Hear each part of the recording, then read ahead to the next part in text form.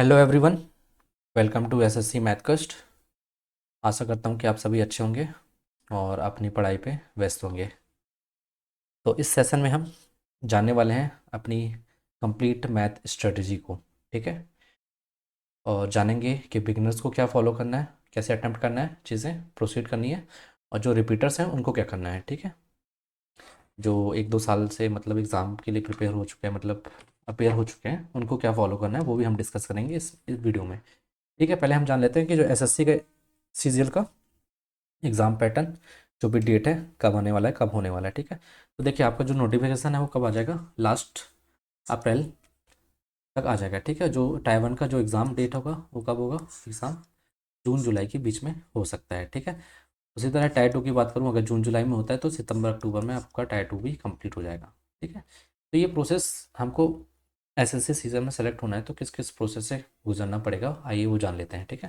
तो देखिए, पहले आपको टायर 2 से गुजरना है, जो कि क्या होता है, क्वालिफाइंग होता है। ठीक है। आपको इस क्वालिफाइंग नंबर लाना होता है, क्वालिफाई करना होता है। ठीक है। अगर मैं टायर 2 की बात करूँगा तो आपको सिलेक्शन किस पे बेस्ड रहेगा, बेस्ड ऑन कट ऑफ। तो इसमें जितना ज़्यादा आप स्कोर करोगे उतनी ज़्यादा आपको, मतलब जो भी आपकी ड्रीम पोस्ट होगी आपको वो मिल सकती है। ठीक है। तो आपको मिनिमम कितना कट ऑफ करना है हम ये भी जानेंगे, सेफ कट ऑफ क्या है। ठीक है। फिर उसके बाद क्या होता है, पोस्ट प्रेफरेंस देनी होती है, उसके बाद फाइनल रिजल्ट आता है। ठीक है। फाइनल रिजल्ट आने के बाद आपका डीवी चेक होता है, डॉक्यूमेंट वेरिफिकेशन होता है। फिर उसके बाद कुछ पोस्ट हैं जिसमें फिजिकल और मेडिकल टेस्ट होता है, तो उसको भी आपको क्लियर करना होता है। उसके बाद आपका ज्वाइनिंग हो जाता है, अल्टीमेट आपको एसएससी सीजीएल की जॉब मिल जाती है। ठीक है।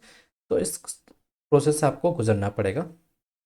एसएससी की कोई भी जॉब चाहिए तो ये था हमारा, हमने जाना कि कैसे हमको प्रोसीड करना है। आइए जान लेते हैं कि टायर 1 का जो वेटेज है, सब्जेक्ट मतलब टॉपिक वाइज वो क्या है। हम जानते हैं टायर 1 में क्या क्या कितने सब्जेक्ट हैं, 4 सब्जेक्ट हैं। ठीक है। 4 सब्जेक्ट कौन से, मैथमेटिक्स, रीजनिंग, इंग्लिश और जीएस। ठीक है। हर सब्जेक्ट के कितने, 25 ईच, 25 25 25। ठीक है। करेक्ट करेक्ट आंसर कितने मार्क्स, +2 मिलेंगे, और रॉन्ग आंसर कितना, आधे मार्क्स कट जाएंगे, 0.5। ठीक है, डिडक्ट होंगे। तो टोटल मार्क्स कितना होता है, 50 मार्क्स का मैथमेटिक्स होती है, 50 मार्क्स की रीजनिंग होती है, 50 मार्क्स की इंग्लिश होती है, और 50 मार्क्स की जीएस होती है। तो आपको ये चीज़ दिमाग में बैठानी है कि जो मैथ, रीजनिंग और इंग्लिश है, आपको इसमें सिली मिस्टेक नहीं करनी है। सिली मिस्टेक नहीं करनी है। क्यों नहीं करनी है, अगर आप इसमें इन तीनों सब्जेक्ट में अगर सिली मिस्टेक करते हैं तो आप कई बच्चों से पीछे हो जाओगे। ठीक है। क्योंकि जिस हिसाब से एग्ज़ाम, एसएससी का एग्ज़ाम, मतलब एसएससी सीजल का जो एग्ज़ाम हो रहा है, जो भी वो आ रहा है, क्वेश्चन पेपर आ रहा है, उस हिसाब से आपके मैथमेटिक्स, रीजनिंग, इंग्लिश में अच्छा स्कोर कर रहे हैं लोग। ठीक है। तो आपको भी अच्छा स्कोर करना पड़ेगा। मेन आती है बात किसमें, जीएस पे। यही आपका कौन सा क्या है, गेम चेंजर है। पता है जीएस में कौन स्कोर कर रहा है गुड, जिसने अपने लिमिट, जो रिसोर्स रखे हैं, जो भी रिसोर्स रखे हैं उसको अपने लिमिट लिमिट करके रखा हुआ है। ठीक है। ना ज़्यादा, उससे ज़्यादा पढ़ रहा है, ना ज़्यादा कम पढ़ रहा है। ठीक है। आपको उतना पढ़ना ही पढ़ना है। ठीक है। तो लिमिटेड रिसोर्स रखो, किसके लिए, जीएस के लिए। तो क्या होगा उससे, आप रिवीजन भी क्या करो कर क्या रिवीजन भी क्या कर पाओगे, टाइम टू टाइम रिवीजन भी कर पाओगे। ठीक है उससे। ठीक है। तो आपको रिसोर्स क्या करना है, लिमिटेड रखना है, किसमें, जीएस में। सब में वैसे रिसोर्स क्या रखना है, लिमिटेड ही रखना है। जीएस के लिए बात कर रहा हूँ। तो हम तीनों की स्ट्रेटेजी जानेंगे, पर आज की वीडियो में हम मैथ की स्ट्रेटेजी को डिस्कस करेंगे, उसके बाद हम इंग्लिश की स्ट्रेटेजी को डिस्कस करेंगे, फिर लास्ट में जीएस की स्ट्रेटेजी को। ठीक है। तो जानेंगे। तो ये समझ में आपको टाइप 1 का क्या वेटेज है, किस तरीके से क्वेश्चन आता है। अब बात करते हैं सेफ स्कोर की। तो सेफ स्कोर कितना होना चाहिए आपका आज के टाइम पे। तो अब जो सीजीएल जो भी आएगा, एग्जाम होगा, तो उसमें टायर 2 का, टायर 1 का जो सेफ स्कोर होने वाला है 160+ ही होगा। ठीक है। आपका मिनिमम इतना स्कोर का नहीं करना है। ठीक है। अब क्योंकि आपने देखा इस बार 2024 का जो कट ऑफ आई थी 155 चली गई। ठीक है। तो ये जनरल के हिसाब से, तो जनरल के हिसाब से आपको 160 इस बार टारगेट करना ही करना है। ठीक है। 180 करो, 190 करो, तो आपको करनी ही करनी है ये चीज़। हाँ, इससे कम भी जा सकती है कट ऑफ, क्योंकि ये डिपेंड करता है कि एग्ज़ाम का लेवल क्या है। ठीक है। क्वेश्चन पेपर का लेवल क्या है, उस हिसाब से एसएससी अगर अच्छा लेवल सेट करती है, एसएससी हो सकता है इस बार सेट भी करे, क्योंकि काफ़ी सारे ऑब्जेक्शन उठे हैं एसएससी के ऊपर। ठीक है। तो आप मेंटली और फिजिकली फिट रहिए कि आपको कैसे भी क्वेश्चन, बस हाँ आपको क्या करना है, सिलेबस पे अपनी कमांड रखनी है, और बाकी आपको किसी चीज़ की टेंशन नहीं लेनी है कि कैसा क्वेश्चन पेपर आएगा, टफ आएगा, इजी आएगा, आप जो भी पढ़ोगे उसी में से आएगा, ठीक है, आपके सिलेबस में से ही आएगा, ठीक है। और आपको PYQ पे क्या रखनी है, कमांड रखनी है। तो ये था हमारा टायर 1 का सेव स्कोर, कितना 160 प्लस, ठीक है। टाइमिंग कितनी मिलती है, 1 घंटा मिलता है, 60 मिनट मिलता है। कंप्यूटर बेस्ड टेस्ट होता है, ऑब्जेक्ट टाइप आते हैं, ठीक है। एक सेलेक्ट करना होता है, टोटल कितने मार्क्स होते हैं, 200 में से आपको लाना होगा 160, ठीक है। तो चलिए मूव करते हैं टायर 2 के पैटर्न पे। टायर 2 का कैसा है, सेक्शन 1 में क्या है, मैथमेटिक्स है और क्या है, रीजनिंग है। तो मैथमेटिक्स कितने क्वेश्चन है, 30 क्वेश्चन आते हैं, 30 क्वेश्चन इसमें आते हैं, ठीक है। पर क्वेश्चन करेक्ट आंसर कितने मिलते हैं, +3 मिलता है, और रॉन्ग आंसर का कितना डिडक्ट हो जाता है, -1, ठीक है। तो इसी तरह के मैथ का कितना हो जाएगा, यहाँ पे आपको 90 मार्क्स टोटल, और रीजनिंग की बात करूँ तो 90 मार्क्स टोटल। तो आपके यहाँ से कितना मिलता है, 180। तो 180 में से आपको मिनिमम कितना स्कोर करना है इस सेक्शन में, सेक्शन फर्स्ट में यहाँ लिख देता हूँ, 170 प्लस आपके मिनिमम इतना स्कोर करना ही करना है, किसमें, मैथ, ये सेक्शन फर्स्ट में, ठीक है। मिनिमम इतना आपको स्कोर करना है। उसी तरह अगर मैं इसकी बात करूँ, इंग्लिश और जनरल अवेयरनेस की, तो इंग्लिश की मान लो पर क्वेश्चन 3 मार्क्स की, तो कितना 135, और इसके 3 मार्क्स पे 75 का टोटल। GS आता है, 130 मार्क्स का इंग्लिश आता है, ठीक है, सेक्शन 2 में। तो इंग्लिश में कितना मिनिमम स्कोर करना है आपको, 120 प्लस, ठीक है। मैं तो बोलूँगा आपको 125 प्लस रखिए आपको इंग्लिश को, क्योंकि इंग्लिश का ज़्यादा लेवल हाई नहीं आ रहा है, ठीक है। तो जिस हिसाब से लेवल आ रहा है, तो आपको 125 प्लस होने चाहिए इंग्लिश में मार्क्स, ठीक है। उसी तरह GS में बात करूँ तो आपको GS में आप 40 प्लस लाने ही पड़ेंगे, और स्टूडेंट्स ला रहे हैं, ठीक है, 40 प्लस मार्क्स ला रहे हैं, तो आप भी ला सकते हो, ठीक है, इतना ज़्यादा टफ नहीं है। तो ओवरऑल जो सेफ स्कोर होना चाहिए, कितना सेफ स्कोर कितना होगा आपका, इसकी बात करें तो कितना होगा, 330 प्लस। अब जो आएगा, जो भी एग्ज़ाम होगा SSC का, जो भी मेंस का एग्ज़ाम होगा, 330 प्लस होगा, ठीक है। आपने देखा था कि आपको लगा कि इस बार कट ऑफ क्या होगा, 300 के अप्रॉक्स रह गई, पर कट ऑफ मेरे ख्याल से 315 के ऊपर जाने वाली है, ठीक है। तो अब टारगेट है इस बार क्या होगा, वैकेंसी भी कम रहेगी, तो मेंस की कट ऑफ हो सकता है 330 प्लस जा सकती है, ठीक है। वो डिपेंड करता है एग्ज़ाम के लेवल, एग्ज़ाम का जो पैटर्न है, एग्ज़ाम क्वेश्चन जो भी आएगा उस पर डिपेंड करता है। अच्छा लेवल रखेगी तो कट ऑफ कम रहेगा, और इजी रखेगी तो कट ऑफ हाई भी जा सकता है, ठीक है। ये किसको मिला के, मैथ, रीजनिंग, इंग्लिश और GS, कंप्यूटर को नहीं मिलाते, इंक्लूड नहीं करते, ठीक है। आपको 330 प्लस लाने 390 में से। अब बात करते हैं जो सेक्शन 3 है, जो कि क्वालिफाइंग है, पर हाँ, अगर ये टपका तो सब टायर 2 आपका ख़त्म हो जाएगा, ठीक है। तो आपको कंप्यूटर नॉलेज कितना है, 20 पर क्वेश्चन 3 मार्क्स के, तो आपको टोटल कितना मार्क्स का, 60 मार्क्स का, ठीक है। 60 में से अप्रॉक्स आपको 30 प्लस ही स्कोर करना है, ठीक है, कंप्यूटर में। आपका इसमें अगर आप इसमें मार्क खा गए तो आपका टायर टूट गया, ठीक है। इसलिए आपको कंप्यूटर का भी नॉलेज होना चाहिए, और आपको टेस्ट देना है, मतलब जानना है, ठीक है। तो आप इसको इग्नोर नहीं कर सकते, ये भी आपका मस्ट ही बन गया है, ठीक है, करना ही करना है। क्योंकि कुछ लोग क्या कर रहे हैं, अच्छा कट ऑफ लाने के बाद, अच्छा स्कोर करने के बाद ही कंप्यूटर में फेल हो जा रहे हैं, ठीक है। तो ये था हमारा कंप्यूटर सेक्शन 3 का। और टाइपिंग टेस्ट में आपकी कितनी वर्ड पर मिनट होना चाहिए, 27 से 30 होनी चाहिए, इतना आपने मेंटेन किया है तो काफ़ी है। आपको कब प्रैक्टिस करनी है, जब टाइडा 1 का एग्ज़ाम हो जाए। तो अगर जिन्होंने जिनकी स्पीड अच्छी नहीं है, टाइपिंग स्पीड, तो वो अभी से स्टार्ट कर सकते हैं, डेली 15 मिनट प्रैक्टिस करिए, ताकि आपका हाथ कीबोर्ड में अच्छे से बैठ जाए। टाइमिंग कितनी मिलती है, 15 मिनट। आपको डेटा एंट्री मिलेगा, पैराग्राफ मिलेगा, आपको टाइप करना पड़ेगा 15 मिनट में। उसी से जो भी कंप्यूटर का नॉलेज टेस्ट होगा वो भी 15 मिनट का होता है, ठीक है। तो ये था हमारा सेक्शन 3 और टायर 2 के बारे में। अब जाते हैं हम अपनी मैथ की स्ट्रेटेजी के बारे में, ठीक है। तो पहले तो ये देखिए कि मैथ क्या है, मैथ क्या है, अर्थमेटिक और एडवांस से मिलकर बना है, ठीक है। तो देखिए अर्थमेटिक में क्या है कि मैथ, और मतलब अर्थमेटिक में क्या क्या टॉपिक है जो इंपॉर्टेंट है, percentage, ratio, proportion, profit loss, discount, सारे इंपॉर्टेंट टॉपिक है, मैंने लिख दिए हैं, ठीक है। Compound interest, time and work, pipe and cistern, time, speed and distance, train, boat and stream, age, average, mixture and alligation, partnership, installment, ठीक है। अब देखिए मैं कैसे देखता हूँ इन चैप्टर को, अर्थमेटिक। आपको देखो, हर चीज़ में टुकड़ों टुकड़ों में चीज़ें डिवाइड कर दो, ताकि आपके लिए ईजी हो जाती है वो चीज़ समझने में, और चैप्टर आपके दिमाग में फिट हो जाते हैं। कैसे, आप परसेंटेज और रेशियो को एक साथ डीट कर लो, तो मैं इसको 1 यूनिट मान लेता हूँ, ठीक है। उसी तरह मैं प्रॉफिट और लॉस को क्या मान लेता हूँ, 1 यूनिट मान लेता हूँ, क्योंकि मेरे को इजी होता है, मैं मतलब प्रॉफिट लॉस का मैं डिस्काउंट का एक साथ क्वेश्चन कर सकता हूँ, ठीक है। उसी तरह सिंपल इंटरेस्ट और कंपाउंड इंटरेस्ट को 1 यूनिट मान लो, मैंने इसको मान लिया, तीसरा यूनिट मान लिया। उसी तरह टाइम एंड वर्क, वर्क और पाइपलाइन सिस्टम को 1 यूनिट मान लो, मैंने इसको 4th यूनिट मान ली, ठीक है।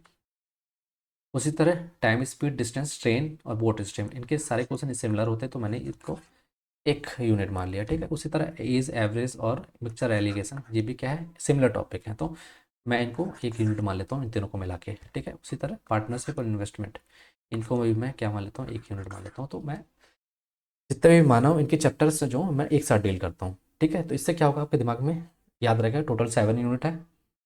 1 यूनिट में, फर्स्ट यूनिट में क्या है, परसेंटेज रेशियो है। सेकंड यूनिट में क्या है, प्रॉफिट एंड लॉस है। सेकंड थर्ड यूनिट में क्या है, सिंपल इंटरेस्ट। तो इस तरीके से आपको चीज़ें टॉपिक वाइज कंप्लीट करनी है और प्रैक्टिस करनी है, ठीक है। तो दो चैप्टर करके जो भी सिमिलर चैप्टर है उनको क्या करो, एक साथ टारगेट करो। तो इस तरीके से आप 7 यूनिट में क्या कर सकते हो, अर्थमेटिक को डिवाइड कर सकते हो। हाँ, एक चीज़ याद रखना, जो भी अर्थमेटिक का जो जान है, अर्थमेटिक की जो जान है वो क्या है, परसेंटेज है। उसको तो आपको एकदम कमांड होनी चाहिए, किसमें, परसेंटेज में, रेशियो में, और तीसरी चीज़ एवरेज में। आप देख रहे हैं कि एवरेज के जो क्वेश्चन आ रहे हैं वो वैरायटी ऑफ क्वेश्चन आ रहे हैं, ठीक है। जो पहले पैटर्न था, ठीक है, एक की एज इतने से ज़्यादा है, ठीक है, तो उसमें कई तरीके से क्वेश्चन फॉर्मेट कर सकते हैं। तो एवरेज, रेशियो और जो परसेंटेज है, ये अर्थमेटिक की जान है, ठीक है। तो इस तरीके से हम अर्थमेटिक को अप्रोच करेंगे, ठीक है। अब आ जाते हैं एडवांस में। तो एडवांस की बात करूँ कि जो अब जो प्री का टॉपिक है, मतलब जो प्री में जो वेटेज है डीआई का अब बढ़ेगा, ठीक है, क्योंकि इस बार भी दिया था डीआई प्री में 2024 में, दो डीआई दिया था सब में, ठीक है। तो इस बार भी हो सकता है बढ़ा सकता है और अच्छी लेवल की डीआई दे सकता है वो।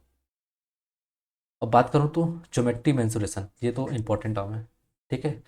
एडवांस आधा वेटेज यही कवर करते हैं, ठीक है। ज्योमेट्री में क्या कहा जाता है, लाइन्स एंड एंगल, ट्रायंगल, ठीक है, पॉलीगॉन, फिर उसका सर्कल, फिर मिसलिनियस जो भी है, हाइट एंड डिस्टेंस और ट्रिग्नोमेट्री का पार्ट है। एलजेब्रा, ये भी इंपॉर्टेंट पार्ट है, इसमें सारी आपको एलजेब्रा की आइडेंटिटी याद होनी चाहिए, ठीक है। क्वाड्रेटिक क्वेश्चन ये मेंस में आएगा आपका, ठीक है, मेंस के लिए क्वाड्रेटिक के क्वेश्चन। कोऑर्डिनेट ज्योमेट्री, ये भी आपका मेंस के लिए है, ठीक है। प्रोबेबिलिटी और स्टैटिक्स, ये तो मेंस के लिए इंपॉर्टेंट है, ठीक है, इंपॉर्टेंट है। आपको ना क्या करना है, मैं जो स्ट्रेटजी बता रहा हूँ वो प्री और मेंस के लिए दोनों के लिए बता रहा हूँ, ठीक है। और प्रोबेबिलिटी स्टैटिक्स ऐसे टॉपिक है जो बहुत इंटरेस्टिंग है। तो अब मैं कोशिश करूँगा, मैं आपको ये बोलूँगा कि आप स्टैटिक और प्रोबेबिलिटी को पहले ख़त्म करिए, मतलब साथ ही साथ में करिए।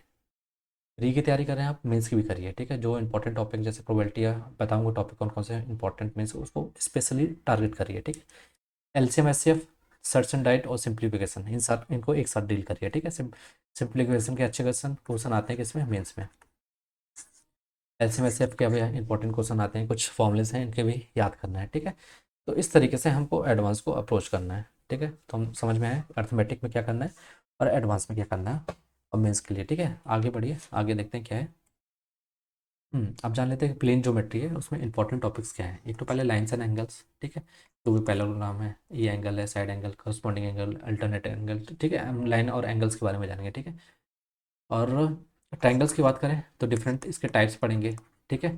टाइप्स पढ़ेंगे, इनकी प्रॉपर्टीज़ पढ़ेंगे, सिमिलर ट्रायंगल्स क्या होते हैं, कॉन्ग्रुएंसी पढ़ेंगे, सिमिलरिटी पढ़ेंगे, कॉन्ग्रुएंसी पढ़ेंगे, ठीक है। और फिर इन सेंटर के बारे में पढ़ेंगे, इन सेंटर, ठीक है, जो भी incentre, circumcentre, orthocentre, ठीक है। अब बात करो कोऑर्डिनेटर, कोऑर्डिनेटर में क्या कहते हैं, हम जनरल कोऑर्डिनेटर पढ़ेंगे और कोऑर्डिनेटर में भी टाइप्स होते हैं, एक जैसे स्क्वायर आ जाता है, ठीक है, रेक्टेंगल आ जाता है, और क्या आ जाता है आपका, रोम्बस आ जाता है, और क्या आता है, रोम्बस में इसको रेड में ब्लैक में रोम्बस आ जाता है, और क्या आ जाता है, पैरालेलोग्राम आ जाता है, ठीक है, समझ में आया? अब आ जाते हैं किस पे, सर्कल पे। सर्कल पे क्या है, सर्कल इंपॉर्टेंट है। सर्कल पे क्या है, सर्कल हमारा इंपॉर्टेंट है। सर्कल में क्या करना है आपको, थ्योरम करनी है, इंपॉर्टेंट फॉर्मूले करना है, ठीक है। हाँ, ठीक है। हमारा सर्कल क्या है, इंपॉर्टेंट टॉपिक है, जो भी है प्लेन ज्योमेट्री का सबसे इंपॉर्टेंट टॉपिक सर्कल, ठीक है। रिपीटेड क्वेश्चन आते हैं, सेम फॉर्मूला बेस पे आते हैं, ठीक है, जैसे direct common tangent, transfer common tangent, ठीक है, सारी प्रॉपर्टी है सर्कल की हम जानेंगे, ठीक है। जो भी हम टॉपिक वाइज मैं सीरीज लाऊंगा आपके लिए, चैप्टर वाइज कंप्लीट चैप्टर लाऊंगा, उस पर हम ये सब चीज़ें डिस्कस करेंगे, ठीक है। तो ये था प्लेन ज्योमेट्री के बारे में, तो आपको ये प्लेन ज्योमेट्री में इतने टॉपिक्स को कंप्लीट करने हैं अच्छे से, ठीक है। चलिए मूव करते हैं कि जो मेंस का वेटेज है, मेंस का वेटेज क्या क्या है। देखिए, सिंप्लीफिकेशन का अच्छा खासा वेटेज है, 3 क्वेश्चन आते हैं इसमें से, मेंसुरेशन के 3 क्वेश्चन आते हैं, ज्योमेट्री के भी 3 आते हैं, नंबर सिस्टम के अप्रॉक्स 3 ही आते हैं, ठीक है। सिंपल इंटरेस्ट कंपाउंड इंटरेस्ट को मिला के 3%, परसेंटेज लॉस को इनको मिला के 4 से 5%, ठीक है। इसका मान लो एवरेज के मान लो 2 से 3%, ठीक है। उसके बाद ये तो इंपॉर्टेंट है, ये 2 से 3% इसके भी आते हैं। अब जो हो सकता है इसका वेटेज बढ़िया है स्टैटिक्स और प्रोबेबिलिटी का, कितना हो सकता है 3 से 4 हो सकता है, ठीक है। तो ये था हमारा किसका, मेंस का वेटेज। तो ये चैप्टर आपको मेंस के लिए आपको मेंटली प्रिपेयर रहना है, ठीक है। आप तो पहले तो स्टैटिक्स और प्रोबेबिलिटी को अच्छे से कर लीजिए, ठीक है। किसी भी वीडियो को किसी भी आप लेक्चर देख के कंप्लीट कर लीजिए। उसके बाद एवरेज के अच्छे खासे इंपॉर्टेंट क्वेश्चन आते हैं, ठीक है। सी आई एस आई का डिफरेंस पूछ लेता है, ठीक है। सी आई और एस आई में डिफरेंस 3 साल का, 2 साल का, 1 साल का, तो सी आई और एस आई के अच्छे खासे क्वेश्चन आते हैं, ठीक है, किसमें, मेंस में। और ज्योमेट्री और मेंसुरेशन तो करने ही करने हैं, ठीक है। इसमें तो आएंगे, वेटेज इसका ज़्यादा है, 3 3 6, टोटल 6 क्वेश्चन आएंगे यहीं से। और सिंप्लीफिकेशन के भी अच्छे क्वेश्चन आएंगे जो कि ईजी होते हैं पर कैलकुलेटिव होते हैं। तो इसके लिए आपको क्या करना है, मेंटली कैलकुलेशन के लिए भी फिट रहना है। तो अब यही देखिए, आप ये सब तो पढ़ लेंगे, आपको कैलकुलेशन प्रैक्टिस कैलकुलेशन प्रैक्टिस पे भी ध्यान देना है। क्या करना है, कैलकुलेशन प्रैक्टिस पे। अगर आपको कॉन्सेप्ट आते हुए अगर अगर आपकी प्रैक्टिस नहीं है कैलकुलेशन की, मतलब कहीं आपको टेबल है, कहीं आप जहाँ बेस्ट अप्रोच लगा सकते हो क्वेश्चन सॉल्व करने का, आप वहाँ नहीं लगा पा रहे हो, आप पूरा पूरा सॉल्व कर रहे हो, तो आप कहीं ना कहीं कहीं पीछे हो कई स्टूडेंट से, ठीक है। तो आपको कॉन्सेप्ट का आने के जाने के साथ साथ में आपको कैलकुलेशन प्रैक्टिस भी अच्छी खासी होनी चाहिए। आपको डेली आपको कैलकुलेशन प्रैक्टिस करनी चाहिए, ठीक है। ठीक है, तो ये था हमारा वो। अब आ जाते हैं स्ट्रेटजी फॉर एसएससी सीजीएल, ठीक है। अब जो बिगिनर्स हैं उनको क्या अप्रोच रखनी है, और जो रिपीटर्स हैं, और जो हम मैथ की स्ट्रेटजी बात करेंगे, जो भी कैसे क्या प्रोसीड करना है। तो बिगिनर्स के लिए बात कर लें तो पहले आप वो अपने आप को जान लें कि वो जो जिस एग्ज़ाम के लिए प्रिपेयर होने जा रहे हैं, जो भी एग्ज़ाम के लिए मतलब तैयारी करने जा रहे हैं, प्रिपेयर करने जा रहे हैं, तो वो क्या उस एग्ज़ाम के लिए एलिजिबल है। तो चेक करने के लिए क्या करें, वो 10 पीवाईक्यू मॉक दे दें प्रीवियस ईयर के, तो उनसे क्या पता चलेगा।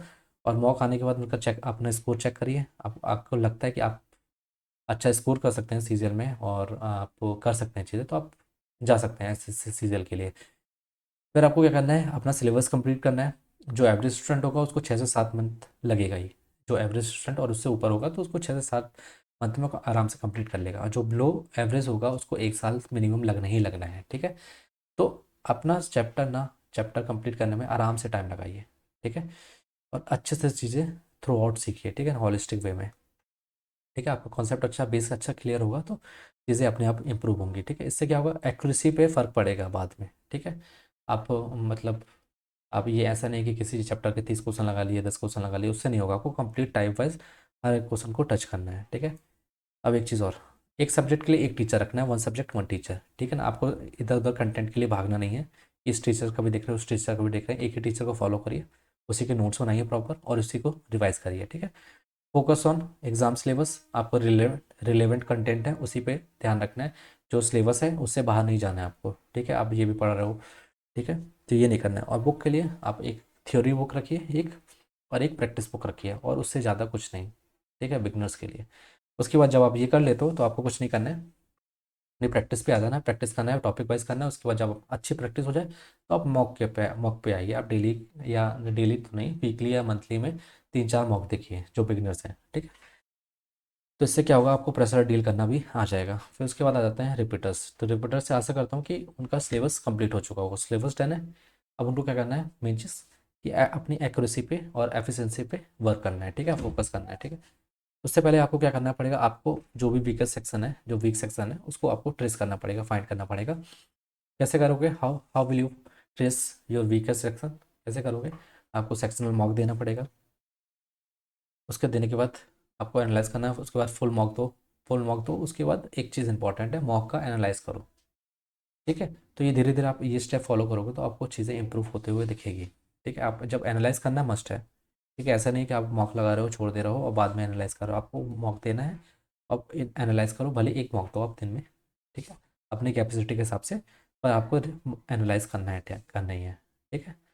अब उसके बाद बात कर लेते हैं मैथ की स्ट्रेटेजी। मैथ में क्या है, अपना सिलेबस कंप्लीट करिए। आपको डेली कैलकुलेशन पे वर्क करना है। और आपको क्या करना है, जो भी आप चैप्टर पढ़ते हो, किसी का लेक्चर लेते हो, तो आप उसका daily short short note, math के शॉर्ट नोट बनाइए और जो भी फॉर्मूला नोट्स है फॉर्मूला कॉपी बनाइए ताकि आपको रिवाइज करने में ईजी रहे। अपनी नोट्स बनाइए, ठीक है। तो जो रिपीटर्स हैं उनको डेली 100 क्वेश्चन प्रैक्टिस करने हैं मिक्स, ठीक है। ऐसा नहीं कि आप टॉपिक वाइज लगा जा रहे हैं, आपको मिक्स डेली 100 क्वेश्चन प्रैक्टिस करनी है। उसके बाद अपने रिवीजन को नोट्स करिए प्रॉपर तरीके से, वीकली मॉक टेस्ट देते रहिए। तो बस इतना ही फॉलो करना आपको। जितनी कम चीज़ें रखेंगे उतना ज़्यादा आप अपने टारगेट को अचीव कर पाएंगे। ये फंडा है सीधा, क्योंकि आप जितना ज़्यादा कंटेंट रखेंगे, इधर उधर भागेंगे, तो आप भागते रह जाएंगे, ठीक है। आप चीज़ें कभी कंप्लीट नहीं होगी, ठीक है। आप नहीं आप टारगेट को अचीव कर सकते हो। तो सिंपल फंडा है कि चीज़ें लिमिट रखिए और उसी को फॉलो करते रहिए, ठीक है। तो बस आपको यही करना है, स्टडी करना है, रिवाइज करना है और रिपीट चीज़ें रिपीट करनी है, और कुछ नहीं करना है एक्स्ट्रा, ठीक है। जो भी हम जब भी एक्स्ट्रा करने की कोशिश करते हैं तो जो हमें करना चाहिए हम एक्चुअली उसको भी छोड़ देते हैं, ठीक है। एग्जाम में आपने देखा होगा एक्स्ट्रा चीज़ें कवर करने के चक्कर में, ठीक है। उसके बाद the more you practice the more you get. जितना ज़्यादा आप प्रैक्टिस करोगे आपको वो उतना ज़्यादा चीज़ें सीखने को मिलेंगी। तो अपनी चीज़ों को फॉलो करते रहिए और आपको ज़रूर चीज़ें मिलेंगी। बस अपनी चीज़ों में कंसिस्टेंट रहिए, ठीक है। उसी तरह मैंने क्या किया, डेली मॉक के लिए मैंने डेली PYQ सीरीज़ मैंने चलाई है, ठीक है। डेली मिक्स PYQ सीरीज़, तो आप उसको भी फॉलो कर सकते हैं। उससे क्या होगा, आपको धीरे धीरे आप रिजल्ट देखने को मिलेगा, ठीक है। इससे क्या होता है, हम डेली करते हैं क्वेश्चन और हर क्वेश्चन को टच करते हैं, मतलब मिनिमम 9 से 10 टॉपिक को टच करते हैं। तो इस तरीके से हम 10 से 15 मॉक देंगे ना, या प्रैक्टिस करेंगे PYQ सीरीज, इससे क्या होगा, हमारा ओवरऑल सिलेबस को हम टच कर जाएंगे, ठीक है। तो इससे कई सारी चीज़ें इंप्रूव होने को मिलेंगी, तो आपको इसका रिजल्ट बाद में मिलेगा। तो ये था आज का सेशन। तो आपको ये इतनी ही चीज़ फॉलो करनी है, आपको बेटर रिजल्ट देखने को मिलेगा।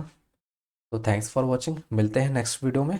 हम इंग्लिश की भी स्ट्रेटजी लाएंगे, इसमें कंप्लीट थ्रू आउट स्ट्रेटजी जानेंगे इंग्लिश में क्या क्या करना है क्या नहीं करना है, ठीक है। आपको करने से पहले ये जानना चाहिए क्या नहीं करना है, ठीक है।